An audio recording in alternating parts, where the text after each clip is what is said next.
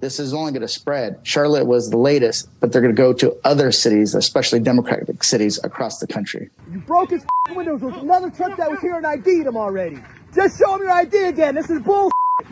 What the When you have kind of a vibrant immigrant community in a city or a state, talk about that fabric getting ripped out. When they start attacking people who just look Latino, don't speak English very well, or work minimum wage jobs, that they're going to get attacked or they're going to get pulled over or they're going to get thrown to the ground. It's fear across the board because they're not targeting people based on a criminal record. They're targeting them based on just what they look like. First, they said they were going to go after criminals. I don't know any MS-13 gang members working at a small business, at a Home Depot or a car wash. The fear is if they go after them, they're eventually going to go after the legal permanent residents. Then they're going to go after the naturalized. And then they're going to go after anybody who was born to an undocumented immigrant. These Epstein files that the administration continues to resist releasing, and the sham interviews that have been done that really aren't transparently showing us how these decisions were really made,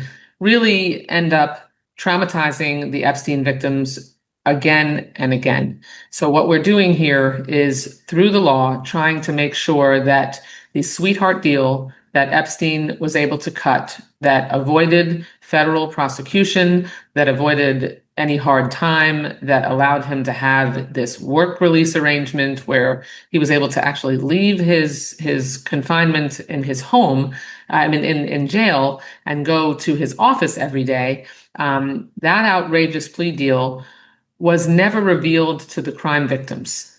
That's critical. We have to make sure that federal law prevents that from ever happening again, and that's what this bill does.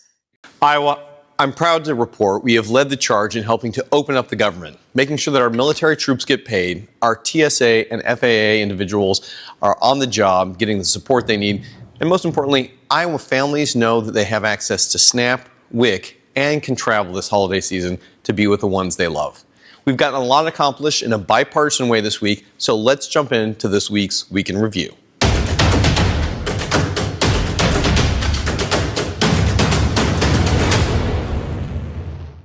When times are tough, Iowans step up.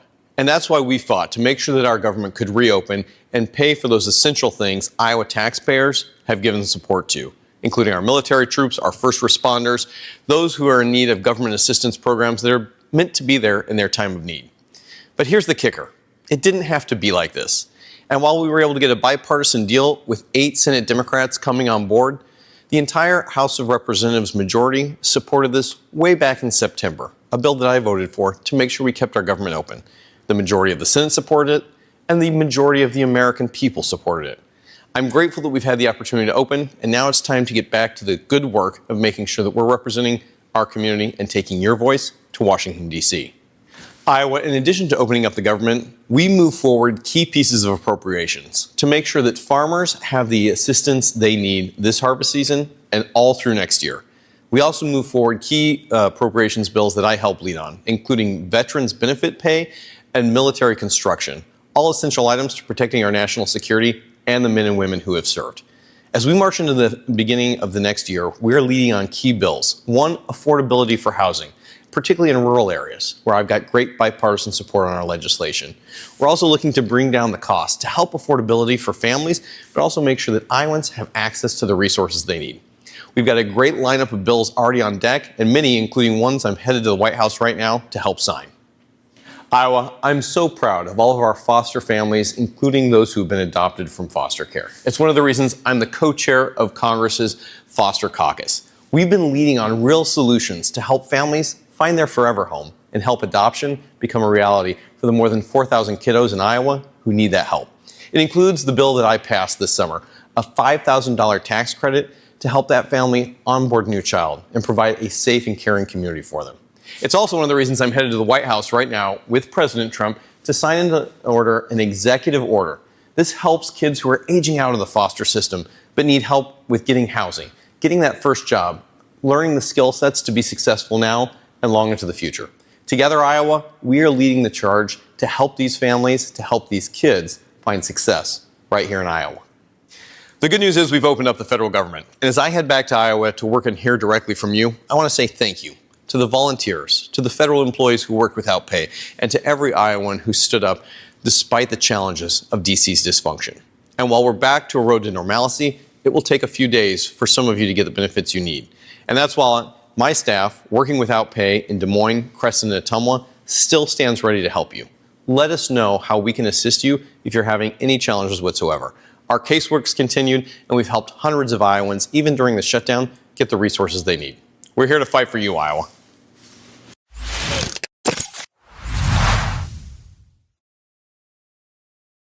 House Majority Leader Steve Scalise is going to join us now.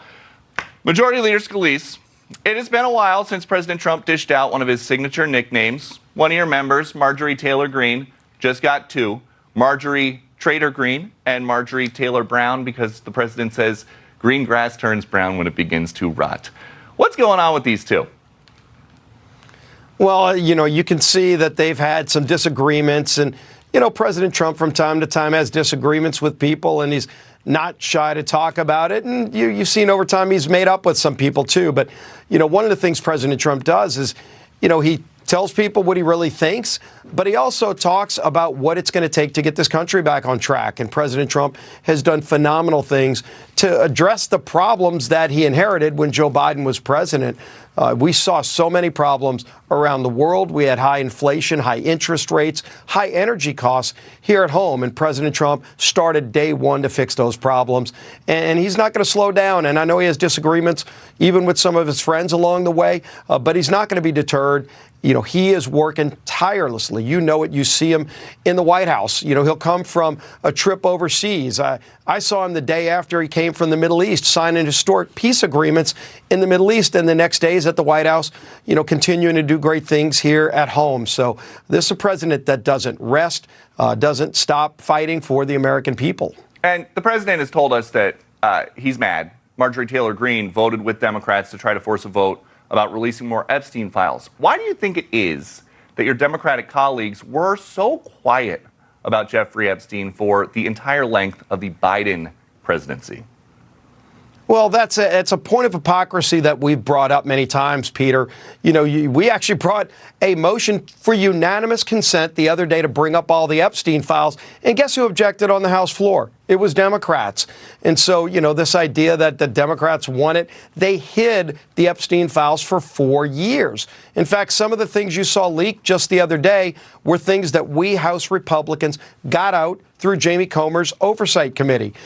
We had the estate of Epstein finally subpoenaed, and we released a lot of that data. One of the things it showed, Peter, was a Democrat member of Congress texting with Jeffrey Epstein during a congressional hearing, trying to get Epstein's advice for how to ask questions during a hearing. I don't hear the mainstream media talking about that. That just came out like 2 days ago, and it's because of Republican oversight on those Epstein files that the Democrats sat on for 4 years.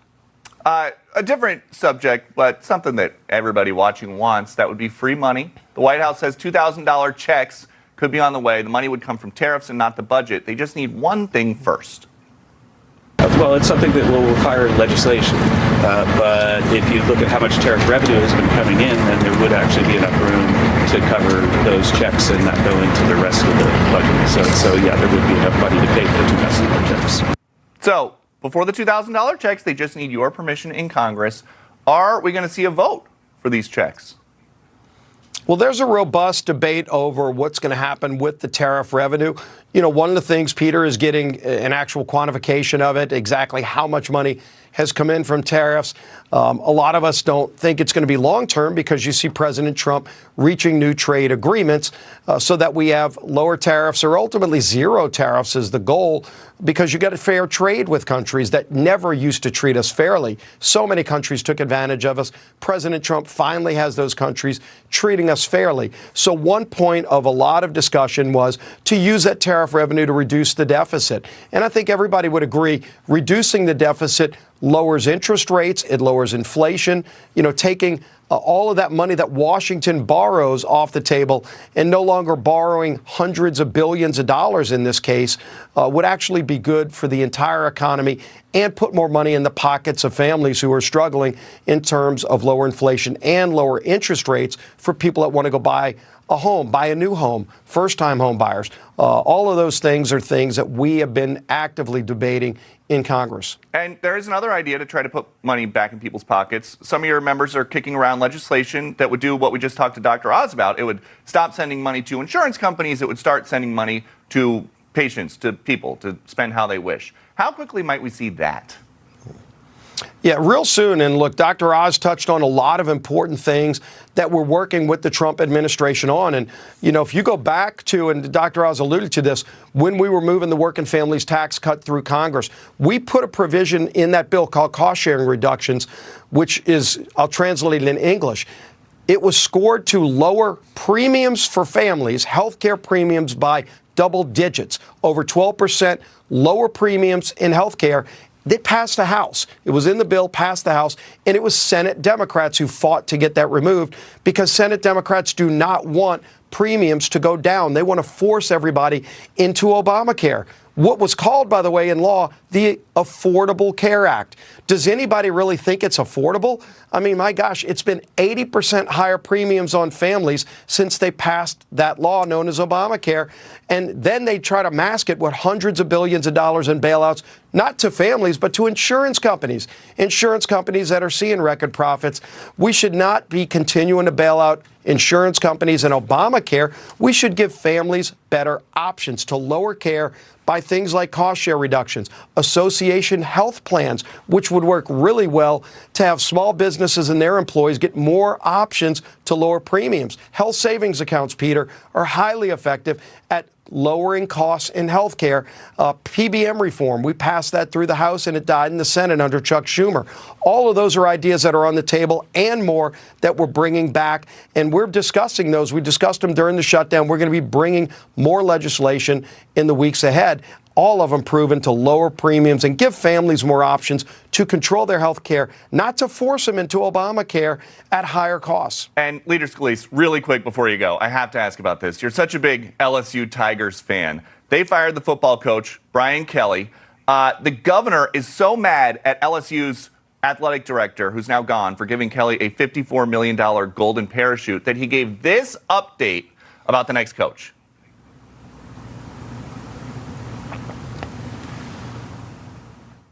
I can tell you right now, Scott Woodward is not selecting the next coach. Hell, I'll let Donald Trump select it before I let him do it. I don't know, but the Board of Supervisors is going to come up with a committee, and they're going to go find us a coach. So who should Donald Trump select as the new LSU football coach? Look, I was at the game yesterday. By the way, we beat the Arkansas Razorbacks. It was a great competitive game. I'm floating Nick Saban out there. Look, he coached LSU, won us a national title. He and especially Miss Terry really love Baton Rouge. Don't discount that option. You can say Scalise told it to you first. All right, Saban to the Tigers. Heard it here. That's a big headline. Thank you. Great being with you, Peter. What is the next step for Democrats, and where does it leave the over 500,000 Ohioans who count on the Affordable Care Act for health care? Well, we see where the Speaker of the House, who is supposed to work for everyone, stands on this issue. He simply works for Donald Trump. And as far as it goes for their plans or even their concepts of the plan, they don't have it. They've had years. As a matter of fact, almost 2 decades to come up with an alternative, and they have not. So the solution is really quite simple. Cancel the cuts, lower the costs, and protect Americans' health care by reinstating the Affordable Care tax credits. I am very disappointed that Mike Johnson would be so brazen and so blatant to lie to the American people as if they have something to put forward. They do not have an alternative plan. And so I would just remind folks who are actually fighting for them. It is the Democrats. The Democrats have been fighting for this issue long before this shutdown. Since the beginning of September, we have seen a marked escalation by ICE and CBP across Chicagoland, with a surge of agents whose only goal is to brutalize our region, disappear our neighbors, and disrupt daily life for all people. It's clear from this operation that the Department of Homeland Security is an increasingly lawless, unaccountable agency, and that ICE and CBP agents are going rogue by violating constitutional rights and bringing violence to our communities every single day. They are kidnapping Americans without regard of their citizenship status, and with utter contempt, for due process. They're deploying chemical weapons on public streets, deliberately violating clear legal boundaries. They're scared to take their children to school, to watch a soccer game at a local park, pick up medicine for their loved ones, or go on a grocery trip. We have consistently heard the lies and false narratives the Trump regime has spread about Chicago just to justify their power grab as they send masked, armed federal agents into local communities. Now that she has been taken from us, I am left to run everything she left behind by myself. And I take care of all her responsibilities far beyond what I can handle at night. I'm only 19 years old. I'm still a kid who has so much to learn, and yeah, I feel like in the last 4 weeks I've grown up fast, taking all of my mom's responsibilities as fast as she was taken away from us. Donald Trump built his entire fortune on the backs of immigrant workers, on the backs of working class people.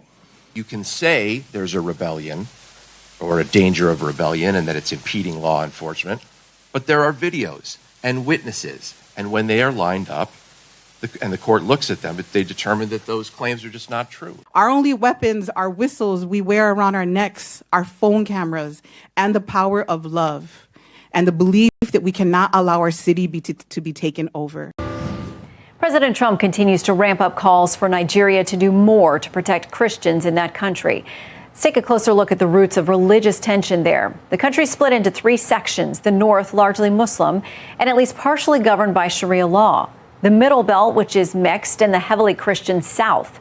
Much of the violence against Christians that we've been hearing about takes place in the northeast region of the country at the hands of jihadist groups like Boko Haram, as well as Fulani militias in the central belt and elsewhere. According to the International Society for Civil Liberties and the Rule of Law, more than 7,000 Christians have been killed in Nigeria this year alone.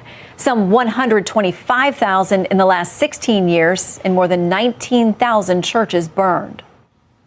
So let's bring in Congressman Riley Moore, one of the first lawmakers to bring this to national attention. Good to have you on Fox News Sunday. Shannon, thanks for having me on. So I know the president has tapped you and Congressman Tom Cole to look into this. Can you tell us anything about how you'll investigate and what options you may give to the president, or what plans he should have for handling this? Yes, we've already started that investigation, and it's the House Appropriations Committee, and we're working with the other relevant stakeholders in Congress, including the House Foreign Affairs Committee, also working with leadership and their staff as well, to present findings to the president here as soon as we can, and once we have some real ground truth from our perspective. Obviously, we've been working with the State Department, the NSC as well, and the White House staff, and we're in constant coordination and communication on this issue, but we're going to get to the bottom of this. And obviously, the map that you just showed really highlights the tragedy that's going on there, how horrific this is, these killings of these Christians, our brothers and sisters in Christ. But we, and as President Trump has stated, we're going to stop this. Well, he's talked about potentially boots on the ground there, going in guns a-blazing. But I want to read something from Nigeria's president. He says the characterization of Nigeria as religiously intolerant doesn't reflect our national reality. Religious freedom and tolerance have been a core tenet of our collective identity and shall always remain so. Nigeria opposes religious persecution and does not encourage it. He says the picture we're getting here is not accurate. You know, unfortunately, that is completely false. I mean, there are states in Nigeria that have blasphemy laws, people who are facing the death penalty right now for blasphemy against Islam. There's a person currently right now who's held in prison for defending himself from attack from a Muslim militant from the Fulani tribe. He defended himself, and he's facing the death penalty. So, no, there's serious persecution happening in Nigeria. I know the president, Tinubu, is in a difficult position and trying to protect his interests there in that country, but they are complicit in this to one degree or another with statements like this. So the New York Times says it's not just Christians. They say attacks on Muslims in the country often receive far less attention within Nigeria and globally, even though they have also been killed by the tens of thousands with groups like Boko Haram preying on Muslim communities. So Is it fair to say that there are other religious minorities, depending on which section of the country, and you're a minority in that particular section of the country, that they are at threat as well? Look, there are Muslims that are being killed here, but the deaths that we have been able to garner from the facts on the ground, it's 5-to-1. 5-to-1 Christians versus other minorities, other religious affiliations in that country. Now, there are Shia Muslims there. These terrorists are Sunni Salafists who are doing these attacks. So, of course, the Shias are going to also be targeted in this. But it is 5-to-1 Christians who are being killed in Nigeria. What can the U.S. do quickly? What should we do? Do we have a role in something that seems to be an internal dispute in a different sovereign country? I think we absolutely do. Look, we're a Christian nation and a nation that believes in values and virtues of standing up for people who are being persecuted. That designation the president just did, a country of particular concern, unlocks 15 different levers that the president can use against that country, sanctions being one of them, withholding development dollars, restricting financing from international institutions. So there's a lot that could be done there, but the president has put all options on the table, including military kinetic action. Okay, please keep us updated. We appreciate it as you get to the details on this. Thanks, Shannon. Thanks. Our next guest, Alabama Senator Katie Britt, played a pivotal role in helping to end the longest shutdown in U.S. history, working with the White House and bipartisan negotiators. Joining me now is the woman herself, Alabama Senator Katie Britt. Senator, thanks very much for being here. What was most important for you to do in terms of getting government reopened again? How did you do it? Well, look, Maria, I was back home talking to people, listening to people on the weekends, and the effects of this Schumer shutdown were real. It was clear that we saw the Democrats putting partisan politics and poll numbers above the people that they serve. And as I talked to people at home, Maria, I mean, the consequences of this were devastating. You had people that were furloughed, people that were not obviously receiving a paycheck, were unable to make their mortgage or rent payments or car payments or, child care. I had people telling me about increases at food banks and the number of clients that were coming there. We heard about Head Starts closing, Maria. These had real consequences for real people. And yet Democrats who continued to take a paycheck through this. Now, I want to make sure that your viewers remember that. Here they were demanding that people go without a paycheck so they could score political points, but yet they were still taking one themselves. I think that shows you that this was selfish and that it was centered on all of the wrong things. So for me, it was how do we get the government back working and how do we make Congress operate in a way that actually achieves results for the American people? Because ultimately, that's what President Trump wants. He wants to achieve results for the people he serves. That's what he's been doing. And the Democrats were trying to thwart that, and we weren't going to let them do that. We've been talking about affordability this morning with the Treasury Secretary this morning, as well as with New York Congresswoman Elissa Slotkin. The president has floated this idea of sending Americans direct payments of $2,000 checks or more. Do you think that would pass muster with Congress? Well, look, I sure hope so. I sure hope we take a look at these types of things and how we can make sure that the American people have more of their hard-earned money back in their pocket. And if you think about what President Trump has been doing overall, he wants to make sure that we onshore more jobs, that we drive up American wages. And the results of these negotiations are more money in Americans' pockets. That's what this has been about all along, leveling the playing field, because President Trump knows that you can put Americans against anyone else in the world. And if we are on a level playing field, we will always win. And so being able to show the results to the American people, allowing them to keep more of their hard-earned money, I certainly hope that that's something that Congress takes a look at. And definitely, I think that it would be something that the American people would receive well. So do you believe the GOP agenda is changing with this new messaging about affordability? What are your priorities going into the midterms?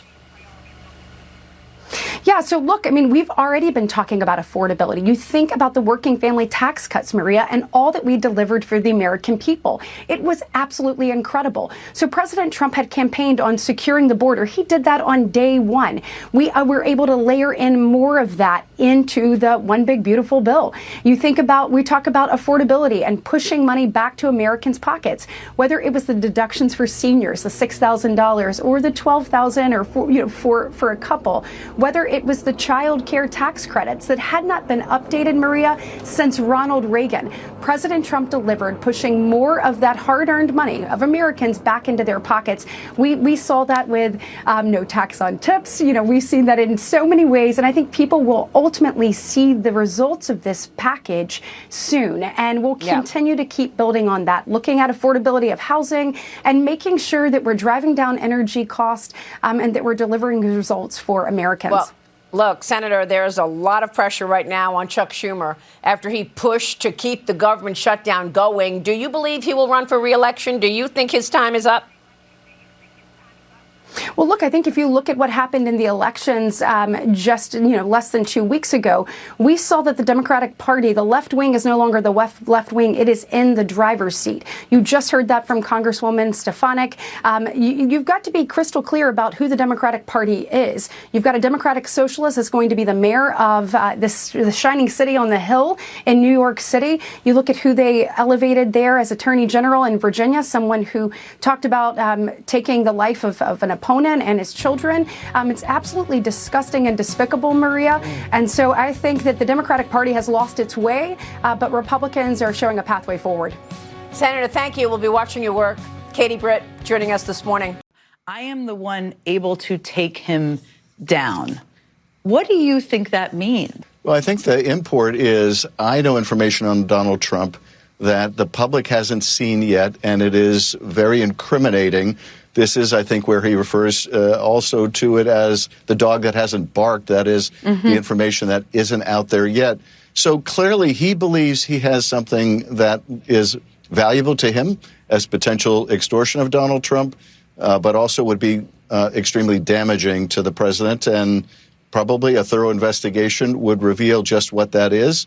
If Epstein put it in writing to someone else or if there was physical evidence of that in the files. Some of the Republicans want this information to be public. They want to know who is responsible, who should be held accountable.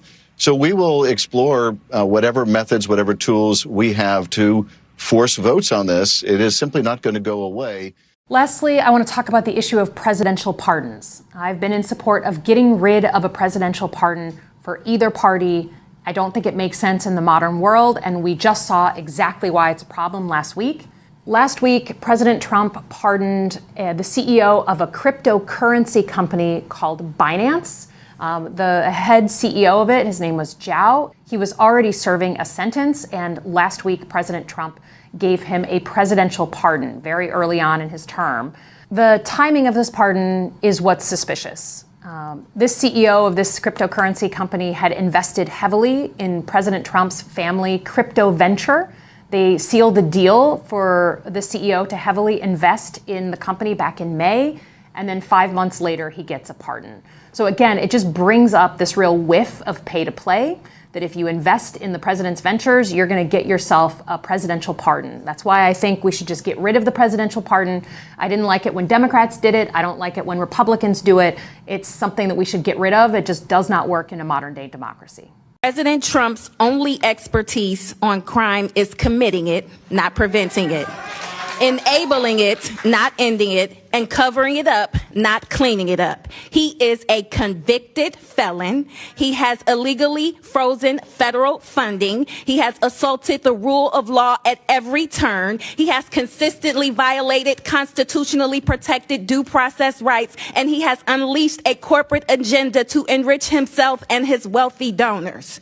Right now, as we sit here, Trump is bending over backwards to protect Ghislaine Maxwell, a convicted sex trafficker who preyed on children, and blocking the release of the Epstein files to shield criminals from accountability. In the last 10 months alone, he has pardoned countless white-collar fraudsters who ripped off the American people, often conveniently after they cozied up to him. And let's not forget, Trump pardoned every single person charged or convicted in the January 6th insurrection.